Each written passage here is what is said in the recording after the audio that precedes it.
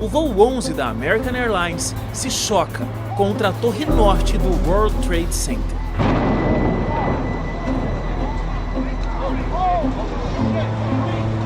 O que parecia ser um acidente se transforma em pânico, quando 16 minutos depois, outro avião atinge a Torre Sul.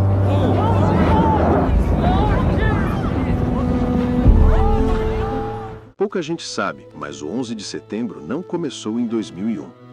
8 anos antes, em 1993, um caminhão-bomba explodiu no estacionamento subterrâneo da Torre Norte do World Trade Center, em Nova York.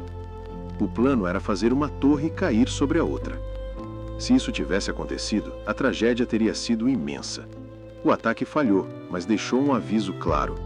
As Torres Gêmeas já eram um alvo muito antes do dia que entraria para a história. Na época, esse atentado foi tratado como um episódio isolado. A mídia falou pouco, o impacto foi diluído com o tempo e a maioria das pessoas seguiu a vida como se nada tivesse acontecido.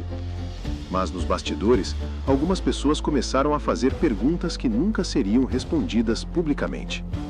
Uma dessas pessoas foi Ted Gunderson, um ex-agente de alto escalão do FBI, especialista em contra-terrorismo.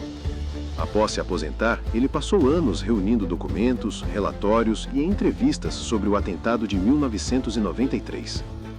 Esse material ficou conhecido como Gunderson Files.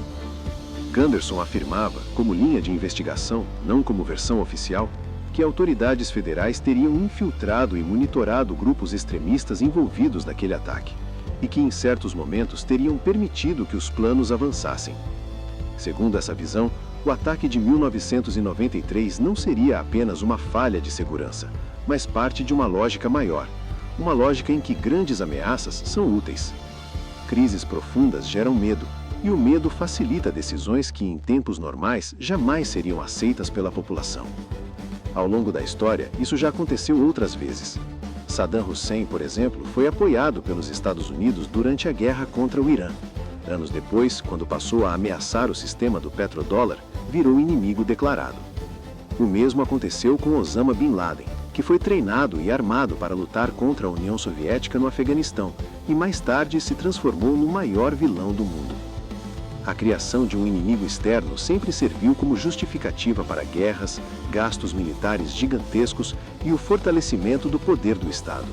E o 11 de setembro de 2001 foi o evento perfeito para isso. Um ataque chocante transmitido ao vivo para o mundo inteiro, capaz de paralisar uma nação inteira pelo medo. Depois daquele dia, nada mais foi como antes. O mundo entrou em um estado permanente de alerta. Qualquer pessoa poderia ser vista como uma ameaça. Aeroportos se transformaram em zonas de vigilância total. Leis emergenciais foram aprovadas às pressas, muitas delas reduzindo liberdades individuais em nome da segurança. Nesse clima surgiram programas de vigilância em massa, como o Total Information Awareness e o LifeLog. O objetivo era coletar o máximo de dados possíveis sobre as pessoas, hábitos, comunicações, rotinas e relacionamentos. A promessa era simples: prever crimes antes que eles acontecessem. Naquele momento, isso parecia coisa de filme de ficção científica. Anos depois, documentos revelados por Edward Snowden mostraram que esses sistemas eram muito mais avançados do que o público imaginava. A vigilância já não era pontual, ela era constante, silenciosa e global. Oficialmente, esses programas foram encerrados após críticas do Congresso, principalmente por violarem a privacidade. Mas muitos pesquisadores afirmam que eles nunca desapareceram de verdade, apenas mudaram de formato. Em vez de serem controlados diretamente pelo governo, passaram a operar por meio de empresas privadas de tecnologia. Foi justamente nesse período que as redes sociais começaram a crescer. As pessoas passaram a compartilhar voluntariamente informações íntimas sobre suas vidas. Onde estão, com quem estão, o que pensam, o que sentem. A vigilância deixou de ser forçada e passou a ser automática, quase invisível.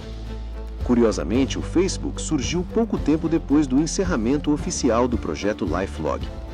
Para muitos estudiosos, isso não foi apenas coincidência, foi uma mudança de estratégia. Em vez de observar as pessoas em segredo, bastava deixá-las falar livremente.